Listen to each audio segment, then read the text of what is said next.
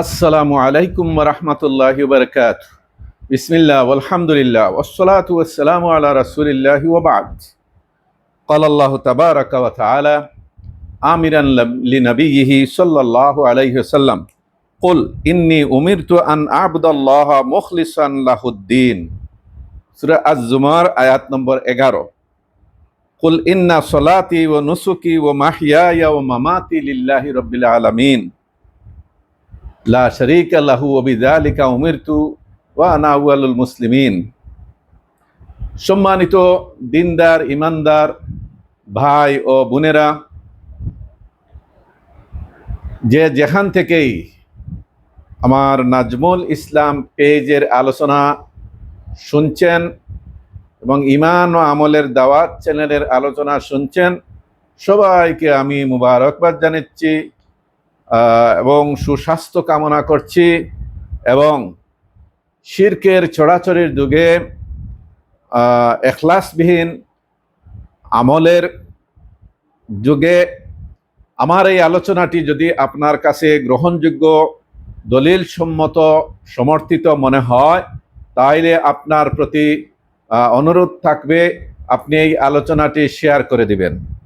সম্মানিত দিনী ভাইরা, আল্লাহ পাক রব্বুল আলামিন আমাদের সৃষ্টিকর্তা, তিনি আমাদের পালনকর্তা, তিনি আমাদের রিজেক দাতা।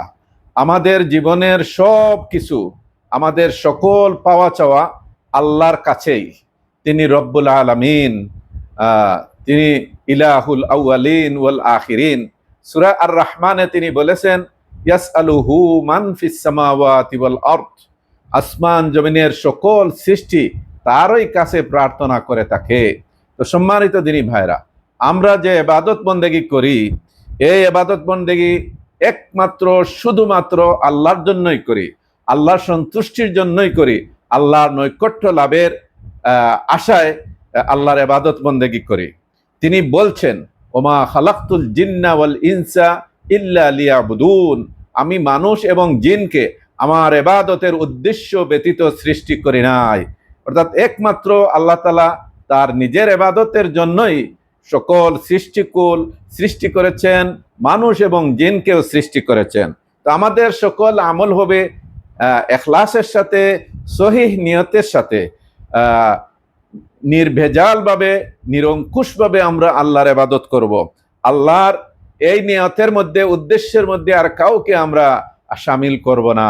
হ্যাঁ, আমাদের ইবাদত বন্দেগীর পদ্ধতি, নিয়ম হবে মুহাম্মদুর রাসূলুল্লাহ সাল্লাল্লাহু আলাইহি ইসলামের শিক্ষা এবং হেদায়াত। তিনি বলেছেন, ও খায়রুল হাদিয়ে হাদিউ মুহাম্মাদিন সাল্লাল্লাহু আলাইহি ওয়াসাল্লাম। অর্থাৎ সর্বোত্তম পথ পন্থা হলো মুহাম্মদুর রাসূলুল্লাহ সাল্লাল্লাহু আলাইহি ইসলামের দেখানো বাতানো পথ এবং পন্থা। অতএব আমরা আল্লাহ রাব্বুল আলামিনের ইবাদত বন্দেগী করব মুহাম্মদুর রাসূলুল্লাহ সাল্লাল্লাহু আলাইহি ইসলামের বাতানো শিখানো পদ্ধতিতে, অন্য কারো বাতানো শিখানো পদ্ধতিতে নয়। কারণ তিনি আমাদের নবী আর আমরা হলাম তার উম্মত। জীবনের সকল ক্ষেত্রে তার অনুসরণ করার জন্য আমরা আদিষ্ট রয়েছি।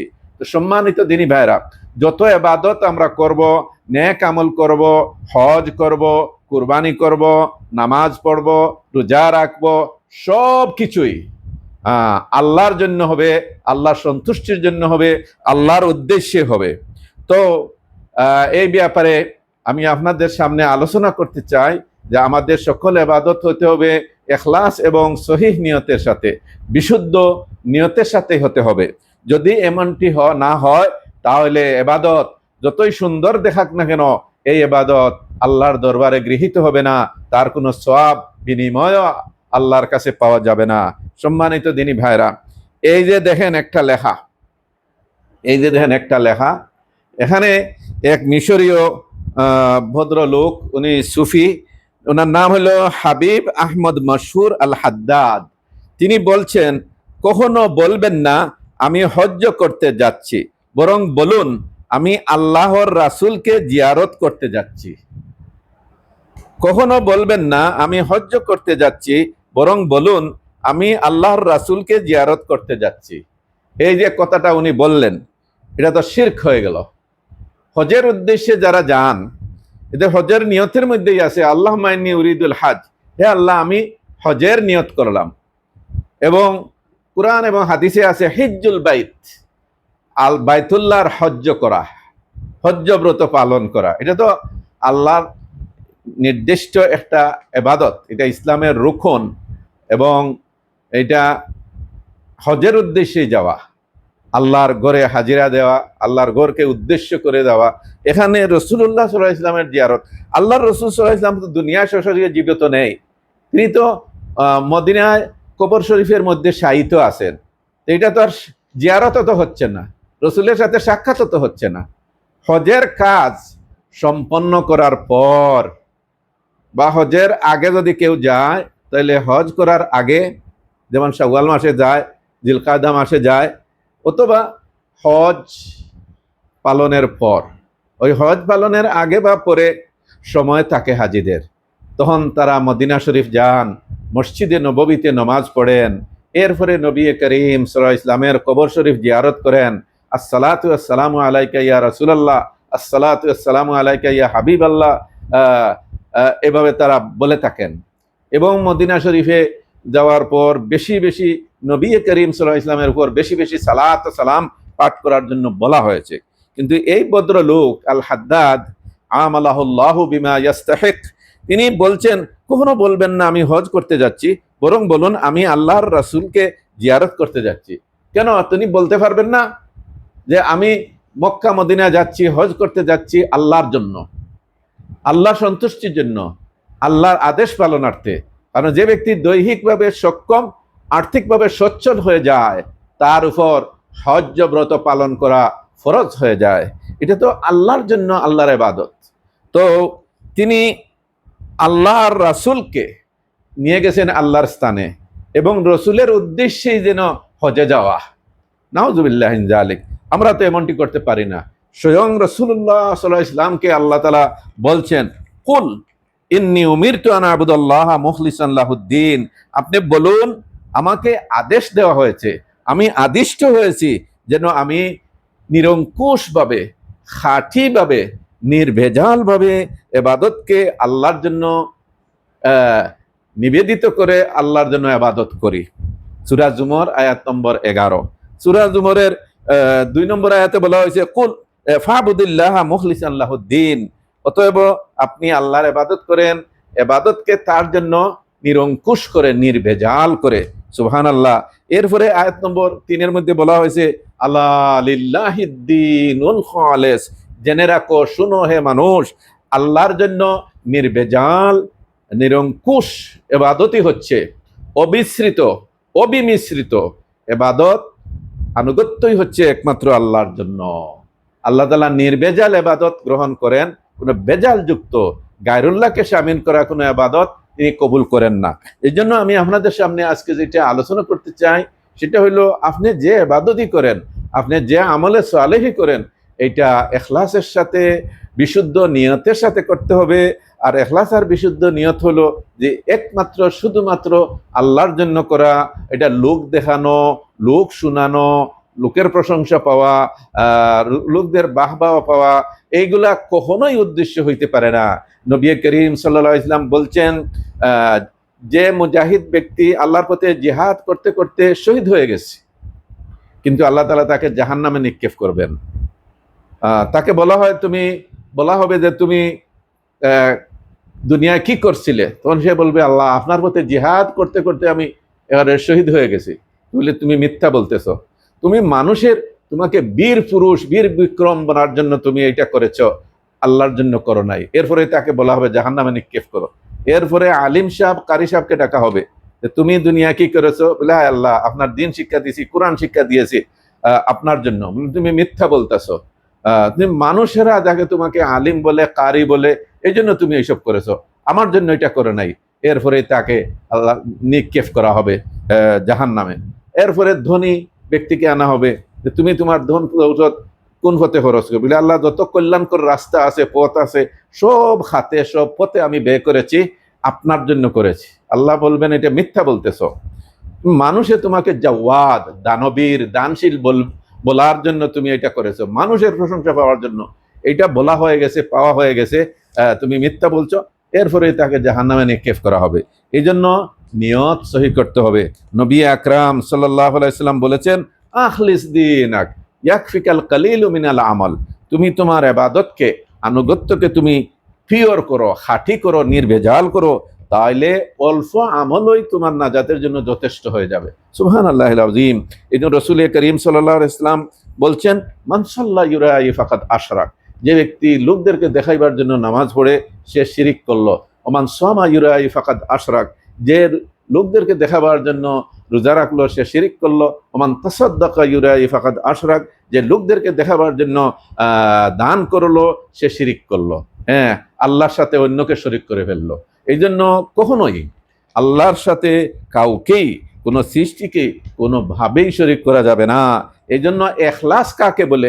উলামায়ে ইসলাম এখলাসের ব্যাখ্যা, সংজ্ঞা কি দিয়েছেন, দুই চারটা আপনাদেরকে শোনাতে চাই, যাতে করে আমরা এখলাসের সাথে ইবাদত করতে পারি, মুখলিস হয়ে মুখলিসভাবে আল্লাহর যাতে ইবাদত করতে পারি, যার জন্য আল্লাহ তাআলা ইবাদত কবুল করবেন, এটা আমাদের জানা উচিত। সম্মানিত দিনী ভাইরা, উলামায়ে ইসলাম এখলাসের সংজ্ঞা দিতে গিয়ে বলছেন, যেমন আল্লামা ইবনুল কাইয়িম বলছেন, আল ইখলাস আল্লাহ তাতলুবা আলা আমালিকা শাহিদান গায়রাল্লাহি ওয়ালা মুজাজিয়ান সাওয়াহু ওয়ালা মাদিহান মিন আহাদিন সাওয়াহু।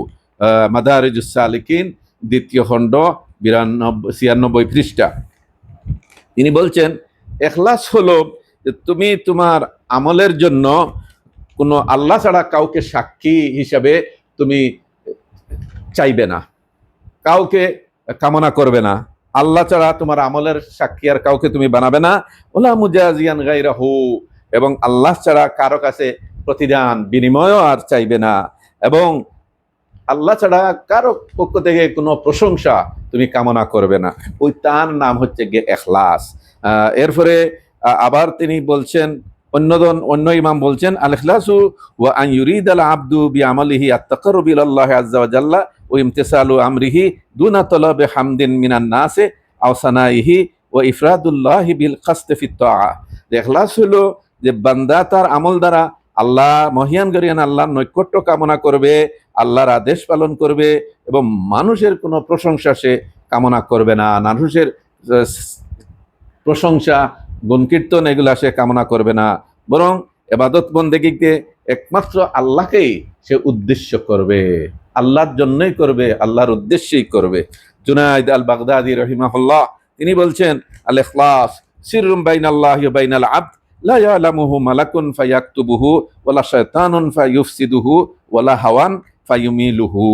মাদারিজুস সালিকিন, দ্বিতীয় খণ্ড 95 পৃষ্ঠা। জুনাইদ আল বাগদাদি রহিমাহুল্লাহ বলছেন, ইখলাস হলো বান্দা এবং আল্লাহর মধ্যে এমন একটা রহস্য, এমন একটা গোপন রহস্য, এমন একটা ভেদ, রহস্য ভেদ, যে লা ইয়ালামু মালাকুন, যে এটা ফেরেশতা এ সম্পর্কে অবগত হতে পারেন না যাতে তারা লিখবেন, ওলা শয়তানও অবগত হইতে পারে না যাতে সে এটা নষ্ট করবে, ফাসিদ করবে, এটা সম্ভব হয় না তার পক্ষে। ওলা হাওয়ান ইউমিলুহু, এবং এটা কোনো প্রবৃত্তি তার সাথে যুক্ত হয় না যাতে ইখলাস থেকে তাকে অন্যদিকে ডাইভার্ট করতে পারে, অন্যদিকে ফিরিয়ে দিতে পারে, অন্যদিকে তার ঝুঁকি প্রবণতাকে ঘুরাই দিতে পারে, এইটা হইতে পারে না।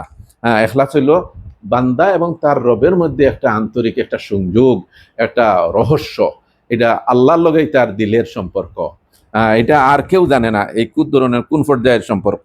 আচ্ছা, ইবনুল কাইয়িম আর একটা বড় সুন্দর কথা বলছেন, আল আমালু বিগাইরি ইখলাস ওয়ালা ইক্তিদা কাল মুসাফিরে ইয়ামলাউ জারাবাহু রামালান ইউসাক্কিলুহু ওয়ালা ইয়ানফাউহু। বললেন যে ইখলাস ছাড়া, ইখলাসবিহীন আমল এবং রসুলের ইক্তেদা অনুসরণবিহীন আমল হচ্ছে গিয়া ওই মুসাফির ব্যক্তির মতো, যে ময়দানে মরুভূমিতে বালু দিয়ে তার ব্যাগ, তার বস্তা সে ভর্তি করছে, ভারী করছে, এতে তার কোনো উপকার নাই। কারণ মরুভূমিতে ব্যাগ লইয়া গেছে, ব্যাগের মধ্যে খালি বালু লইতে আছে, বালু ঢুকাইতে আছে, তো যে ভারী করতেছে, এটা বহন করে আবার নিয়ে যাবে, কিন্তু কোনো উপকার তো দেবে না। তো আমল করবে, কিন্তু ইখলাস নাই, নিষ্ঠা নাই, আন্তরিকতা নাই, সরলতা নাই, আল্লাহর জন্য খাঁটিভাবে এটা করে নাই, রাসূলুল্লাহর বাতানো পদ্ধতিতেও করে নাই, বাস এই সমস্ত আমল করতে করতে মানুষ ক্লান্ত শ্রান্ত হয়ে যায়, কিন্তু আল্লাহর কাছে কোনো বিনিময় সে পাবে না। কোরআনে কারিমে এই জন্যই বলা হয়েছে ওয়াকাদিমনা ইলা মা আমিলু মিন আমালিন ফাজআলনাহু হাবাআম মানসুরা।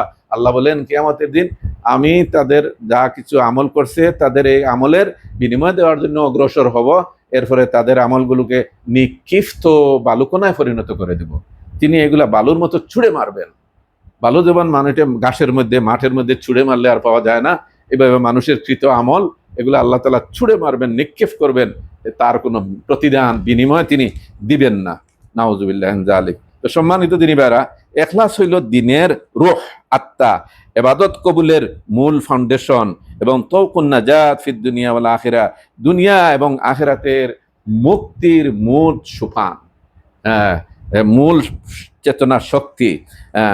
হযরত ওমর রাদিয়াল্লাহু তাআলা আনহু এর জন্য তার দুআতে বলতেন, এই দুআটা আমাদের সকলেরই শিখা উচিত। এটা কি? আল্লাহুম্মা জাআল আমালি কুল্লাহু সালিহা, হে আল্লাহ আমার সকল আমলকে আপনি সালেহ নেক বানিয়ে দিন। ওয়াজআলহু লিওয়াজহিকা খালিসা, আর এই আমলকে একমাত্র নির্ভেজাল ভাবে আপনার জন্য করে নিন। ওয়ালা তাজআল লিআহাদিন ফীহি শাইআ, আর এই আমলের মধ্যে কারোর জন্য কোনো অংশ রাখবেন না, কোনো অংশ অন্য কারোর জন্য রাখবেন না। মানে এই আমলটা হইতে হবে একমাত্র শুধুমাত্র আল্লাহর জন্য, আল্লাহর সন্তুষ্টির জন্য, আল্লাহর নৈকট্য লাভের জন্য, আর কোনো আল্লাহকে স্মরণ করার জন্য, আল্লাহর আদেশ পালন করার জন্য অন্য কোনো সৃষ্টিকে এখানে উদ্দেশ্য করা যাবে না, অন্য কোনো সৃষ্টিকে এর মধ্যে সামিল করা যাবে না, অন্তর্ভুক্ত করা যাবে না। যা কিছু করব একমাত্র আল্লাহর জন্য করব। মান আহাব্বা লিল্লাহি ওয়া আবগাদা লিল্লাহি ওয়া আতা লিল্লাহি ওয়া মানা লিল্লাহি ফাকাদ ইস্তাকমালাল ঈমান। যে আল্লাহর জন্য ভালোবাসে, আল্লাহর জন্য ঘৃণা করে, আল্লাহর জন্য দান করে, আল্লাহর জন্য দান করা থেকে বিরত থাকে, সেই তার ঈমানকে পূর্ণ করলো। সম্মানিত দিনী ভাইরা, এই জন্য সর্বশেষ যেটা বলতে চাইছি সেটা হলো ইখলাস অর্থ হচ্ছে আন্তরিকতা, সরলতা, সততা, বিশ্বস্ততা, নিষ্ঠা, বিশুদ্ধতা, নির্ভেজাল হওয়া। আর খালেস অর্থ হলো খাঁটি, নির্ভেজাল, বিশুদ্ধ, অবিমিশ্র, সৎ, অকপট, পরিষ্কার, মুক্ত। আর মুখলিস হইল অকপট, সৎ, সরল, খাঁটি, বিশ্বস্ত, আন্তরিক, নিষ্ঠাবান। আসুন আমরা নিষ্ঠার সাথে, আন্তরিকতার সাথে, ইখলাসের সাথে, বিশুদ্ধ নিয়াতের সাথে আমল, ইবাদত, কুরবানি, হজ, ওমরা সব কিছু করি, তাহলেই আল্লাহ কবুল করবেন, তার বিনিময় দিবেন। এতটুকুই আপনাদের সামনে পেশ করলাম। আল্লাহ চাহে তো অন্য সময় আপনাদের সামনে আসবো। ওয়া আখিরু দাওয়ানা আলহামদুলিল্লাহি রাব্বিল আলামিন। আসসালামু আলাইকুম ওয়া রাহমাতুল্লাহি ওয়া বারাকাতুহু।